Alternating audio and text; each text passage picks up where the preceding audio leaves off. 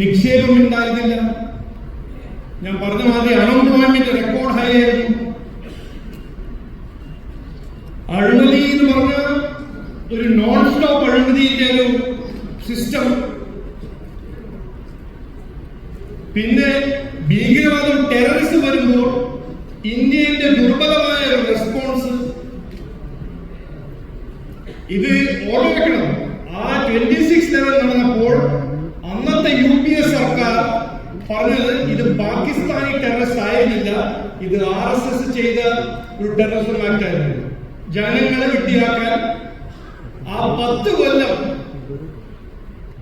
ഇപ്പോ ചരിത്രത്തിൽ അതിനെ ഡിസ്ക്രൈബ് ചെയ്യുന്ന ഒരു ഫ്രേസ് ഉണ്ട്, ദ ലോസ്റ്റ് ഡെക്കേഡ്, നഷ്ടപ്പെട്ട ദശകം. അതിനെ നോക്കുമ്പോൾ ഇന്ന് നമ്മുടെ നാട് കേരളത്തിന്റെ സ്ഥിതി നോക്കുമ്പോൾ ഒരു വ്യത്യാസമുണ്ട്. ഇന്ന് നമ്മൾ കേരള നാടിനെ പറ്റി കേരള നാടിനെ കുറിച്ച് പുറത്തു പോയി ഡിസ്ക്രൈബ് ചെയ്യുമ്പോൾ എന്താണ് എല്ലാവരും പറഞ്ഞത്? കടയില്ലെങ്കിൽ ഇവിടെ സർക്കാരിന് ഒന്നും ചെയ്യാൻ പറ്റുന്നില്ല.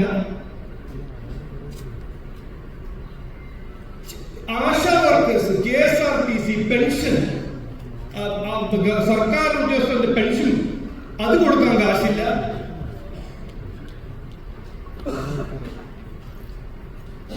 അടിസ്ഥാന സൗകര്യങ്ങൾ നമ്മുടെ രാജ്യത്തിൽ ഉണ്ടെങ്കിൽ അതെല്ലാം ഉണ്ടാക്കുന്നത് നരേന്ദ്രമോദിജി ഗവൺമെന്റ്. അത് ഞാനല്ല പറയുന്നത്, അത് കുഞ്ഞാലിക്കുട്ടി സാഹിബ് അസംബ്ലിയിൽ പറഞ്ഞു. നിങ്ങൾ ഈ ഹൈവേനെ പറ്റി അതിന്റെ ക്രെഡിറ്റ് കൊടുക്കാൻ പോണ്ട ആര് പറഞ്ഞു? ഞാനല്ല പറഞ്ഞത്, BJP നേതാക്കന്മാരല്ല പറഞ്ഞത്, ഇത് കുഞ്ഞാലിക്കുട്ടി സാഹിബ് സഖാമാരോട് പറഞ്ഞു. ഇത് ചെയ്തതാരാ? നരേന്ദ്രമോദി, നിതിൻ ഗഡ്കരി. അപ്പോ 2014 ഇന്ത്യയും 2025-26 കേരളം ഒരു വ്യത്യാസമുണ്ട്. അവിടെ 2014 നരേന്ദ്രമോദിജി വന്നു, BJP NDA സർക്കാർ ജനങ്ങളെ വിശ്വസിച്ചിട്ട് ഒരു മാൻഡേറ്റ് കൊടുത്തു. അത് കഴിഞ്ഞിട്ട് മാറ്റം അവിടെ തുടങ്ങി. അവിടെ എന്ന് പറയുമ്പോൾ ഇന്ത്യയിൽ തുടങ്ങി, ഇന്ത്യ മാറി. ഇന്ത്യ ഇന്ന് 5ാമത്തെ ദുർബലമായ ഇക്കോണമിയിൽ നിന്ന് ഇന്ന് 3ാം നമ്പർ 4ാം നമ്പറിന്റെ ഇക്കോണമി ആകുന്നു. ആ മാറ്റം ഇന്ത്യയിലെ ജനങ്ങൾ ആവശ്യപ്പെട്ടു. അവർക്ക് നരേന്ദ്രമോദിജിക്ക് ഒരു മാൻഡേറ്റ് കൊടുത്തു. അദ്ദേഹം ആ മാറ്റം അവർക്ക് കൊടുത്തു.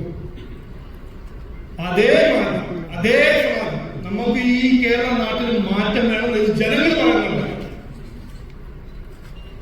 നമ്മുടെ നാട് ഇവിടുന്ന് 500 കിലോമീറ്റർ ദൂരെ നരേന്ദ്രമോദിജിന്റെ പോളിസിന്റെ ഒരു ഇമ്പാക്ട് കൊണ്ട് വലിയ ഈ ലോകത്തിലെ ഒരു കമ്പനി ഇല്ലായിരുന്നു ഇന്ത്യയിൽ ഫാക്ടറി ഉണ്ടാക്കാത്ത കമ്പനി.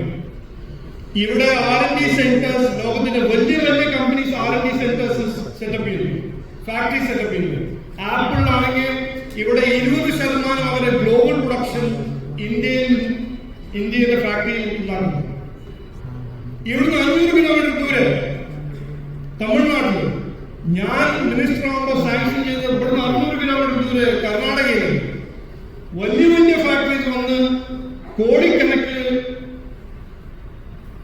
നിക്ഷേപവും തൊഴിലും ആയിരക്കണക്കിന് തൊഴിലും അവിടെ ക്രിയേറ്റ് ആവും.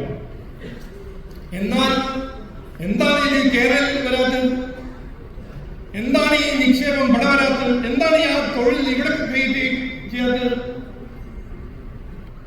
അതാണ് ജനങ്ങൾ വേണ്ട ഒരു മാറ്റം. ആ ജനങ്ങൾ പറയുന്നു, ഇത് വികസിത് ഭാരത് ഉണ്ടാവുമ്പോൾ വികസിത് കേരളയും ഉണ്ടാക്കണം. അപ്പോൾ എനിക്ക് പറയാനുള്ളത് ഒന്ന് മാത്രം. ഈ കേരള നാട്ടിൽ 3 പൊളിറ്റിക്കൽ ഫോർമേഷൻസ് ഉണ്ട്. ഒന്ന് കോൺഗ്രസ്, രണ്ടാമത്തത് CPM, മൂന്നാമത്തത് BJP. ആരാണ് ഈ നാട്ടിൽ മാറ്റം കൊണ്ടുവരാനുള്ള കഴിവുള്ള ഒരു മുന്നണി? ഇതിലൊരു സംശയമില്ല. ഈ നമ്മുടെ നാടിന്റെ സാധ്യത യാഥാർത്ഥ്യമാക്കാൻ, നമ്മുടെ യുവാക്കൾക്ക് അവസരങ്ങൾ ക്രിയേറ്റ് ചെയ്യാൻ ഏത് പാർട്ടിക്കാണ് കഴിവ്? അതിന് അങ്ങനെ വലിയൊരു റിസർച്ച് ചെയ്യേണ്ട ആവശ്യമൊന്നുമില്ല.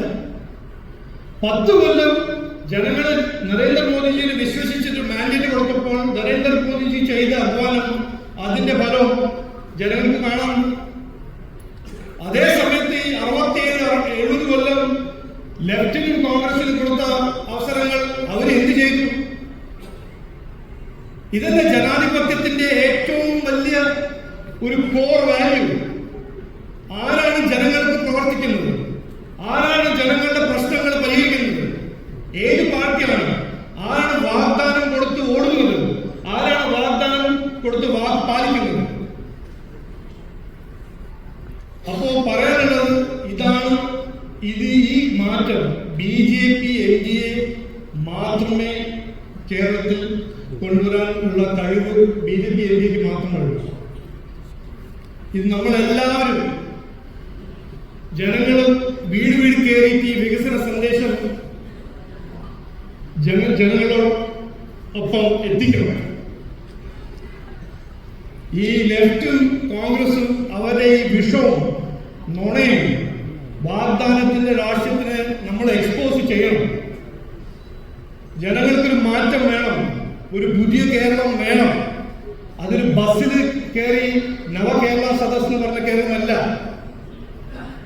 ഇന്ന് ബഹുമാനപ്പെട്ട മുഖ്യമന്ത്രി 9 കൊല്ലം ആഘോഷിക്കാൻ 100 കോടി ചെലവാക്കുന്നത് ഞാൻ മീഡിയയിൽ കണ്ടു.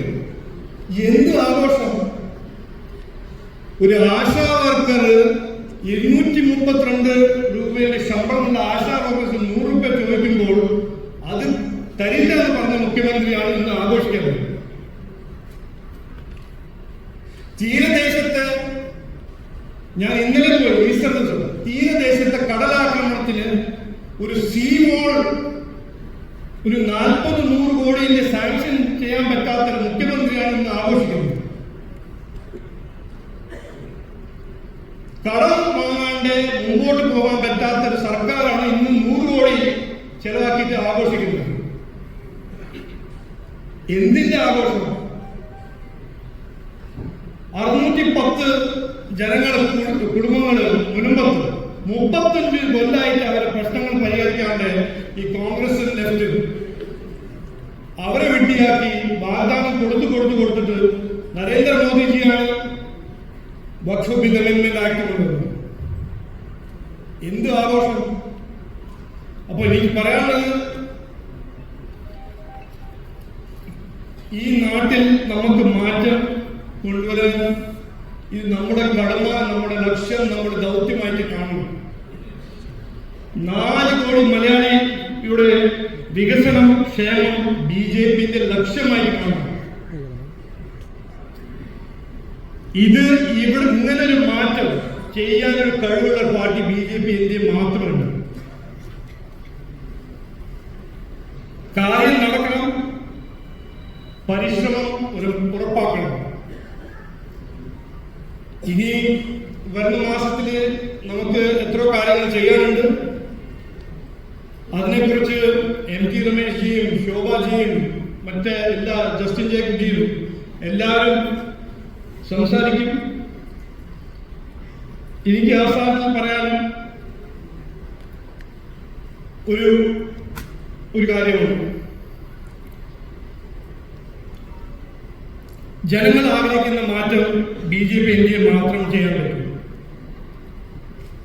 എന്റെ ഒരു അഭ്യർത്ഥന, ഇവിടെ വന്ന എല്ലാ പ്രവർത്തകരും ജനങ്ങളുടെ വിശ്വാസം വർദ്ധിക്കുക.